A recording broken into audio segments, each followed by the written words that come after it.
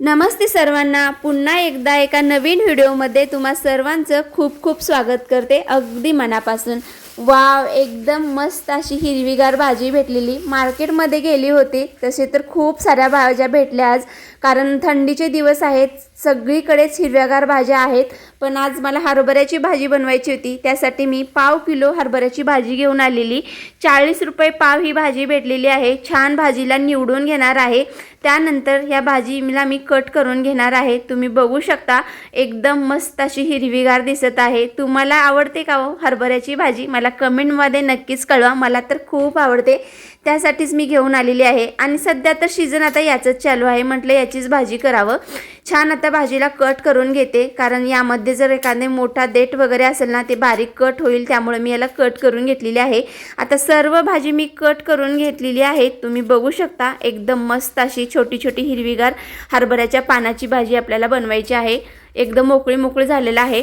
आता याला मी स्वच्छ असं धुवून घेणार आहे, कारण बाहेरून आणलेली भाजी आहे ना, वर फवारले काय माहिती, आपल्याला माहिती नाही कशी आहे ती, त्यामुळे याला धुवून वापरायचं।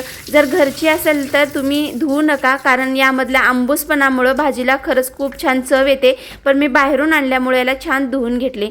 आता मुगाची डाळ भिजू घालायला ठेवलं होते 1 तास। ही अर्धी वाटी मुगाची डाळ छान भिजलेली आहे। त्यानंतर थोडेसे लसूण सोलून घेतलेलं आहे आणि 4-5 मिरच्या घेतलेल्या आहेत। छान याला बारीक कट करून घेणार आहे आणि याला तेलामध्ये मी भाजून घेणार आहे। गॅसवरती कढई ठेवून थोडंसं तेल टाकलं। आता यामध्ये मिरच्या टाकून मिरच्या छान या तेलामध्ये भाजून घ्यायच्या आहे। कच्च्या पण मिरच्या टाकू शकता, पण भाजलेल्या मिरच्यामुळे भाजीला चव येते, त्यामुळे मी मिरच्या भाजून घेतलेल्या आहेत। आता खल्लूमध्ये एकदम बारीक असाचा ठेचा वाटून घेतलेला आहे, तुम्ही बघू शकता, लसूण आणि हिरव्या मिरचीचा। त्यानंतर याच कढईमध्ये थोडंसं तेल होतं, अजून थोडंसं तेल टाकलेलं आहे। तेल छान गरम झाले की यामध्ये अर्धे चमचा मी मोहरी टाकलेली आहे, अर्धे चम्मच जिरे टाकलेले आहेत। दोन्ही पण छान तडतडल्यानंतर यामध्ये लसूण टाकलेला आहे। लसूण छान असं तेलामध्ये परतून घ्यायचं। लसूणचा कलर बदलला, थोडासा लाल झाला की यामध्ये मी हिरव्या मिरचीचा ठेचा टाकून छान तेलामध्ये 1 मिनिट परतून घेतलेला आहे।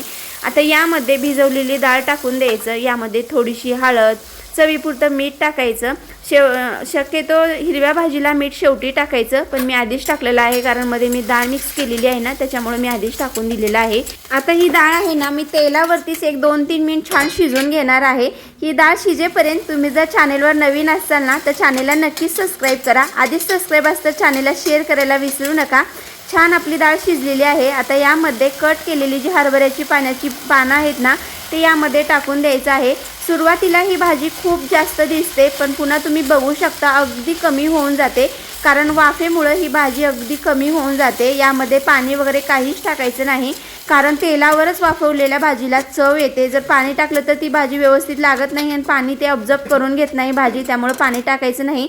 छान आता यावरती झाकण ठेवून 1-2 मिनिटं थांबायचं। ही भाजी वाफल्यानंतर एकदम भारी अशी लागते। तुम्ही बघू शकता मस्त असा वास येत आहे, मला तर खूप आवडते। हे बघा मस्त भाजी शिजलेली आहे। आता मी याला प्लेटमध्ये काढून घेते। हे बघा, मी वरण आणि भात बनवलेला आहे, सोबत भाजी आहे आणि लगेच मी गरम अशी रोटी बनवलेली आहे। एकदम छान असा जेवण होणार आहे। तुम्हाला जर हरभऱ्याची भाजी आवडत असेल ना, तर एकदा नक्कीच बनवा।